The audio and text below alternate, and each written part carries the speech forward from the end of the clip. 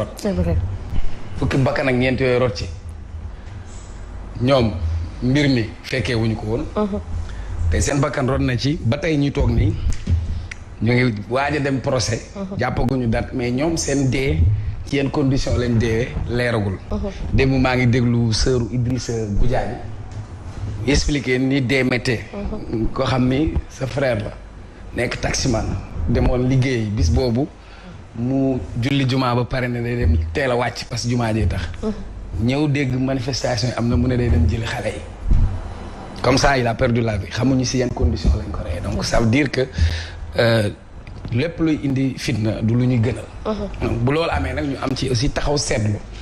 parce que man suma jàngat dama koy teg rek ci mbir yi nga xam ne moom laa gis.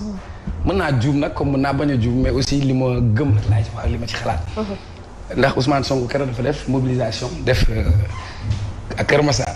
d'abord du point de vue politique laa koy analyser parce que Kër Massar léegi dernières élections nekk na fiefu Yewwi Askan Wi. donc mu ñëw def meeting.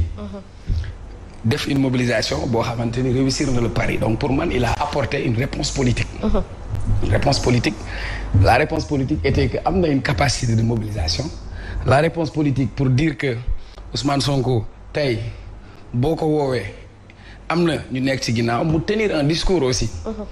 Discours bi am contenu mën na am point yoo xam ne mën naa ci ànd ak moom ci discours am. am na point yoo xam ne du ma ci ànd ak discours am mais lépp rek dans l'analyse je me suis dit on se met à la place de l'individu c'est-à-dire tey nit bu dem ba sës parce que quand il parle de vie et de mort il parle de vie politique pour man ou de mort politique. parce que tey bu ñu demee procès bu ñu ko condamné c'est sa mort politique parce que dinañ dindi ses droits civils bu demee procès. ñu daan ko ci dinañ ko xañ mu nekk candidat.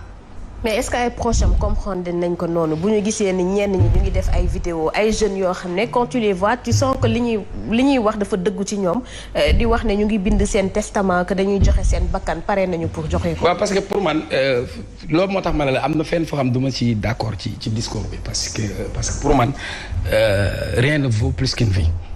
Et quelle que soit la raison pour man on peut mener un combat.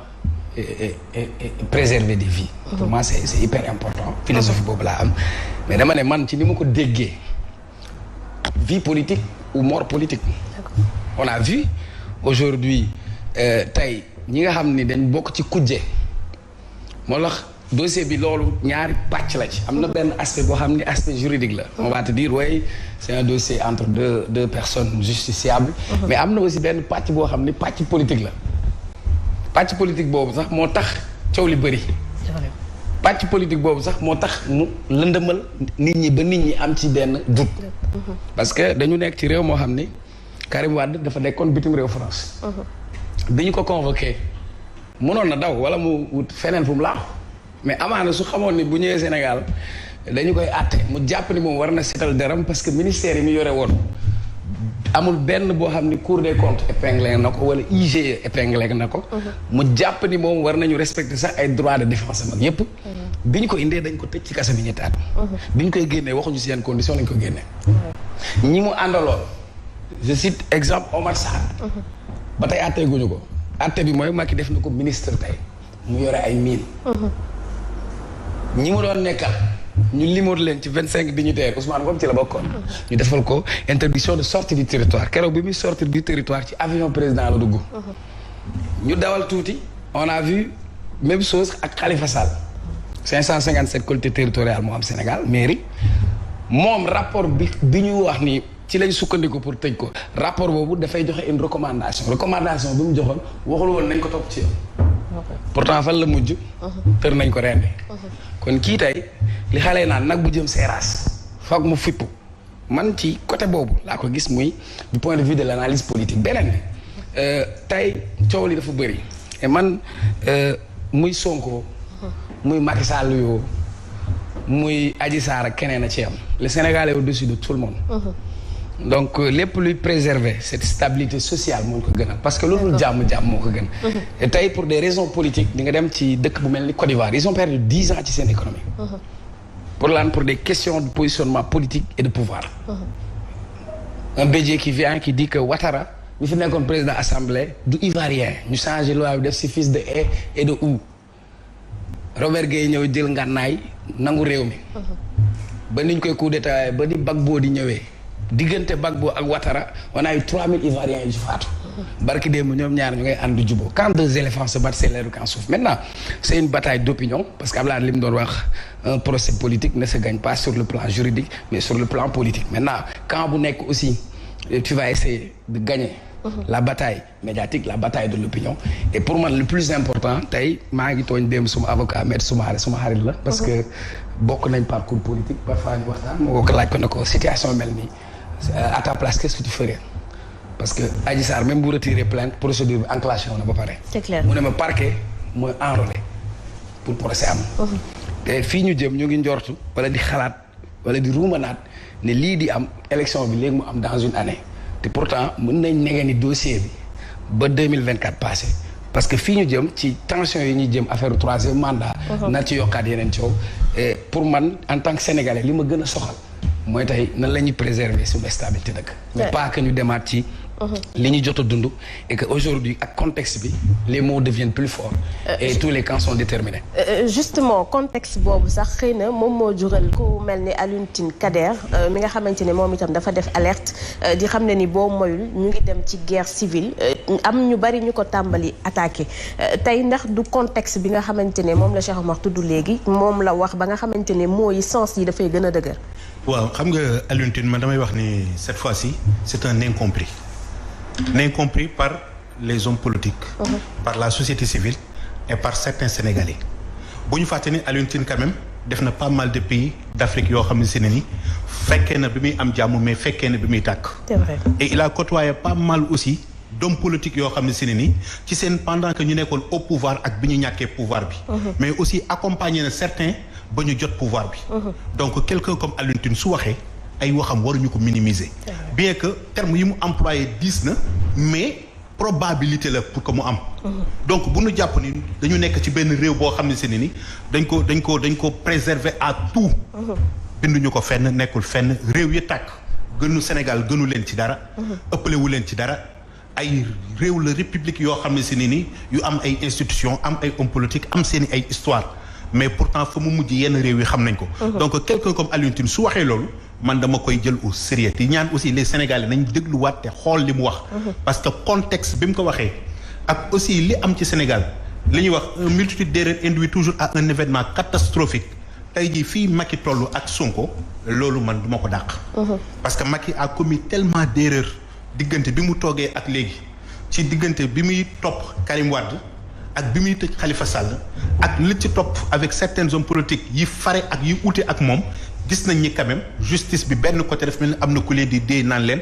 def leen wala bu leen def te si loolu lépp dafay tirer en faveur de Macky Sall te tey jii ñu am benn dossier boo xam ni c'est entre deux citoyens bien que yoonu état waroon na ci mën a nekk yoonu li nga xam ne c'est moom moo di les responsables politiques à commencer par Macky Sall suñ ko tuumaalee parce que dañu ci njott ni am na ci loo xam ne c'est une décision politique la donc loolu lépp ay erreur la yu Macky Sall commettre ba tey ji mu nar ko coûter même li nga xam ne c'est ni moom moo di fauteuil mais aussi coûter certains Sénégalais seeni ay dund donc damay wax ni erreur yooyu ñoom la Macky def donc su Alioune Tine waxee loolu dama koy nangu ci beneen côté aussi mu jëm ci nga xam ne moom moo di Ousmane Sonko Ousmane aussi ay erreur am en tant que homme politique moo gën a tee ci grave parce que quelqu'un boo xam da ngay songer pour diriger am na yoo xam ne waroo cee dugg am na yenn niveau de bassesse yoo xam ne kenn waru la ci fekk yu ci mel ni kenn koo xam ne si gis nga tey dem Sweet Beauté bi dem bi di binduñu ko fenn ci agenda am bu amee na ko publier wax ni ci sama agenda personnel déplacement yi may def samay sorties yépp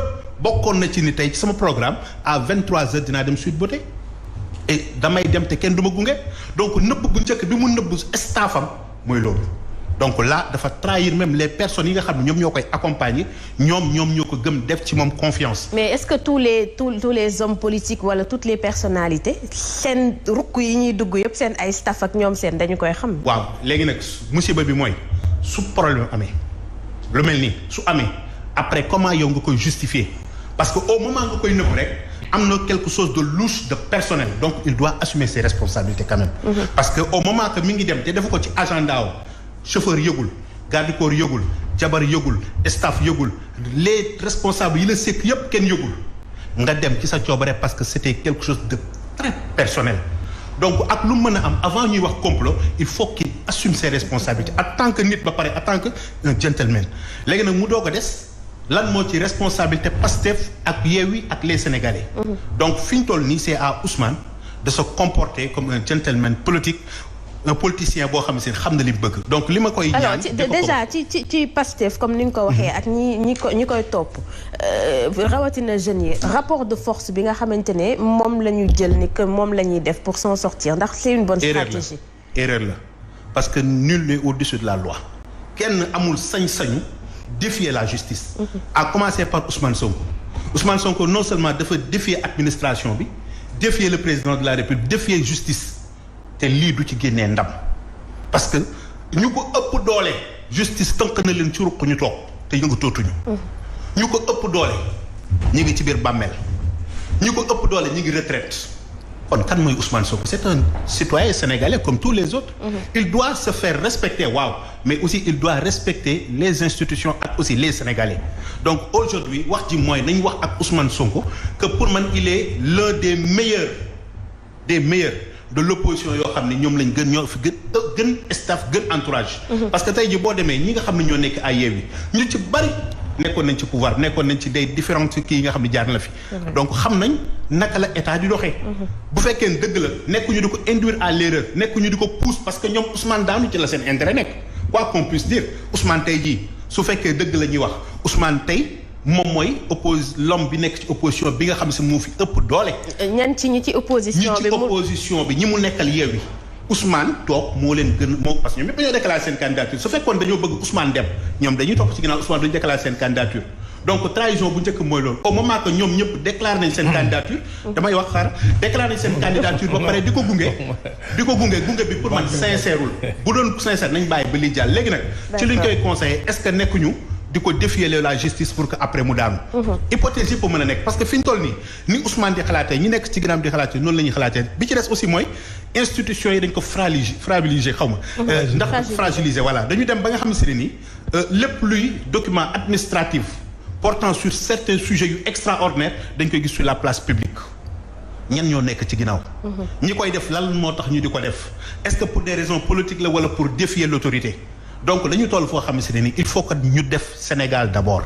Sénégal d'abord parce que bu réew mi di tàkk ñun suñu pièce d'identité yi ay nationalité sénégalais moo ci nekk.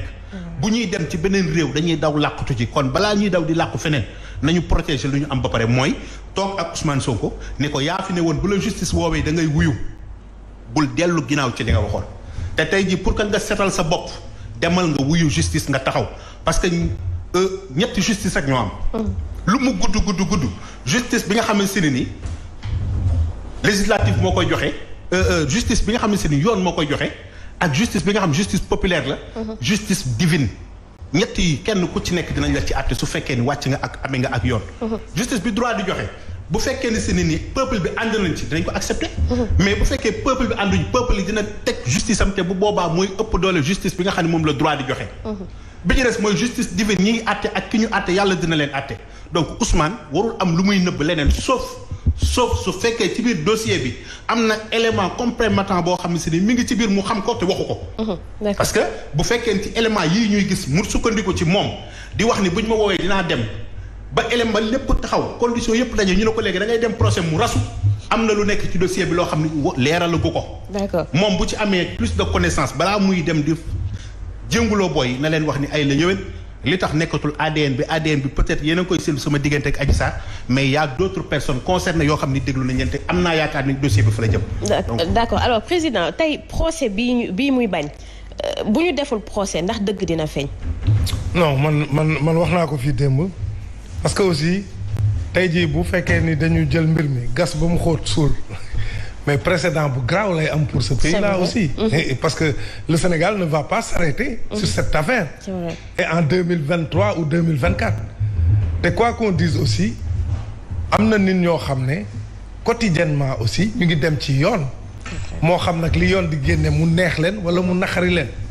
donc c'est vrai que kenn du wax justice bi amul jafe-jafe. Cheikh Omar rappelé na ko. surtout ci wàllu politique. nga xam ne gis nañ fi yoo xam ne quand même tey na xel que ça soit sur l'affaire Karim Wade ou encore sur l'affaire Khalifa Sall ak vitesse bi ñu ko defee Mbow mu ngi ko doon wax fii diggante bi ñu commencé ba rabat-d'arrêt bi gis nañ ne dafa dem à une vitesse exponentielle boo xam ne kenn mënu ko comprendre donc li tiital peut-être Ousmane Sonko ak i ñooñam mooy li ñu gis justice bi aussi di ko doxee parce que dëkk bi aussi loolu mooy problème bi c'est-à-dire dañu nekk ci benn régime boo xam ne aussi hyper présidentiel maanaam exécutif bi aussi dafa am ay tentacules fépp à telle enseigne que dans d'autres dossiers on a vu que peut-être am na manipulation boo xam ne nit ñi dañ ko ci njort ba nga xam ne nag léegi parce que foofu lañ toll rentrée des cours et tribunaux vous avez entendu l'avocat général wax ne de plus en plus dañuy ŋàññ justice bi donc ñoom sax xam nañ ne ñoom ñuy incarner déjà institution boobu xam nañ ne tey population yi nekk ñu en phase peut-être ak li ñuy def alors que ils rendent le droit au nom du peuple donc il y a un problème à ce niveau-là te loolu nag je pense que ñëpp sénégalais yëpp ñoo war a taxaw ci ñu xool justice bi peut-être bu amee ay difficultés le juge dem il était juge il a démissionné ba pare lan la ci teg yëf yi ni mu doxee nii kenn mënu fi def yoon. mais justement ndax dossier bi du occasion pour justice mu defaraat image am. ah c'est une occasion en or hein c'est une occasion en or. encore que il faut que tey ñiy incarner tey exécutif bi bëgg ko.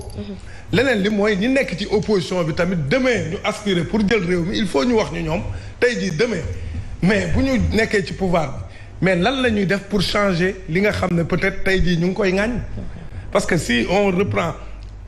tey jii ñi nekk ci régime bi mais il y a 12 ans en arrière peut-être ci place ñi nekk opposition bi lañ nekkoon avec les mêmes arguments c'est-à-dire Sénégal tu as l'impression qu'on fait du surplace c'est-à-dire tey da ngay nekk fii mu arrangé la nga waxee ni demain tu te retrouves de l'autre côté dootoo waxee ni nga doon waxee mais neneen nga wax et je pense que loolu nag c'est pas boobu la ñu war a franchir il faudrait que ñu liggéey pour réew mi ñu liggéey pour les générations à venir ñu liggéey aussi pour la postérité te xam-xam yooyu am na fi.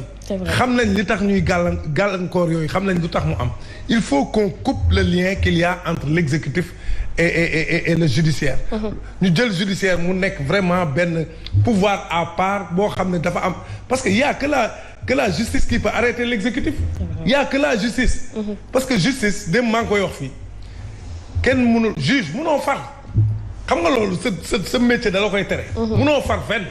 Sénégal nag dañoo toll foo xam ne farfarloo bi dafa bari il y a deux blocs ou bien tu es avec le régime ou bien tu es avec l'opposition léegi yow boo bañee sax bokk ci ñaari bloc yooyu nga xam ne souvent aussi duñu wax dëgg c'est ça la vérité waxu farfarloo la ñuy wax damay féete ci pouvoir bi li arrangé pouvoir bi laay wax mais dootuma xool dëgg damay nekk opposition li arrangé opposition bi laay wax mais dootuma xool dëgg pendant ce temps ñi nga xam ne dañuy góorgóorlu sax di bëgg a nekk juste milieu pour wax dëgg bi mais dañ lay féetale fii wala ñu féetale la fële selon yow li ngay wax donc foofu lañ toll ci dëkk bi maintenant nag ñu ngi doon wax léegi affaire Alioune Tine alerté na c'est son rôle par rapport à son passé par rapport ak son expérience mais man nag ba ma li mu bind ba ma ko lire je pense que am na quand même y a des mots yoo xam ne c'est très chargé. On ne peut pas parler de guerre civile au Sénégal actuellement.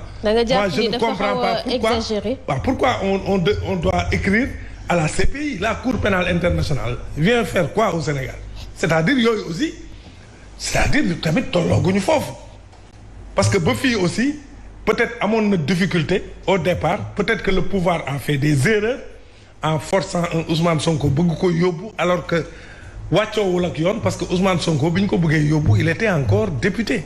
amoon na ay étapes yu ñu waroon jaar peut-être que étapes yooyu bu ñu fa jaaroon li ñu vivre aussi mën nañ ko bañ a vivre après qu'est-ce qui s'est passé il a collaboré il a accepté de répondre à la justice ba tey ñu yegg si fii.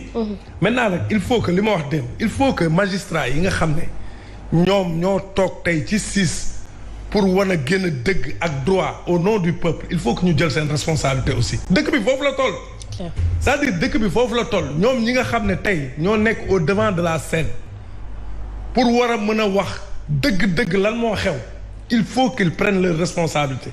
li ñuy wax ñu wax ko seen intime conviction wax ko seen aqulay taala. parce que bu amee parparloo aussi loolu moo mën a basculer dëkk bi. parce que nit ñi dañuy wax parce que simplement amatuñu confiance boobu ci justice bi aussi. mais est-ce que nekkul dañu war a xaar ba dossier bi egsi au tribunal parce que ñu xool li nekk ci dossier bi déglu Adji Sarr déglu Sonko. à partir de là peut-être dinañ mën a. joxe benn verdict boo xam ne si ni moom moo concerne magistrature. mais nii pour le moment. mais à la vérité aussi xam nga affaire bi. da nga war a instruire à charge et à décharge. dégg nañ fi ay affaires yu grave yoo xam ne saa waay ñooñu dañ leen waroon a woo tamit loolu mooy dëgg. peut-être que ñooñu bu ñu leen woowoon laaj leen li ñu leen war a laaj ñu xam lan lañ ci def su boobaa peut-être sentiment yi du am mais bu nit ñi sentiree ne aussi affaire bi day dem ci benn côté aussi mais gars yi tamit dañuy siisu. mais man wax na ko léegi foofu laa lay waxee grand. parce que bu ñu demee ñun dinañ mën a xam parce que quand même ak lu mën a am Sénégalais dañ toog déglu bu fekkee ne am na ku ñu war a woo am nañ ay avocat partie civile bi am na ñoom ñële am nañ kenn ku ci nekk di nga woo say avocat ñu woo say ay témoins ku ñu cité ci dossier bi di nga ñëw taxaw wax. mais nii pour le moment pour man dossier bi ñi acteurs yi nga xam ne ñoom la concerné ci première bërëb bi. pour man ñëpp déglu nañ leen. li des moom mooy ñi nga xam dañu leen a cité en cours ak ñi ci dugg ak ñi dugal seen bopp ci dossier bi. d'accord peut-être au tribunal loolu dina mën a leer. mais xam nga ci dossier bi aussi am na ay faits yu garaaw a garaaw ay xaw ma changer rapport xam nga yooyu tamit. ay dossier la ci biir dossier bi waaw yooyu moom saa waay xam nga yooyu tamit man xaw ma dëgg la xaw ma du dëgg yàlla xam na ko. waaw man niveau bi ma toll nii sincèrement xaw ma dëgg la mais xaw ma du dëgg. mais quand même c'est des choses gravissimes yoo xam ne. c'est clair quand on charge un procureur ne dafa changer xaw ma dafa. mais quand même yooyu ñun tamit dañuy laaj saa waay ñu wax ñu lan mooy dëgg bi exactement.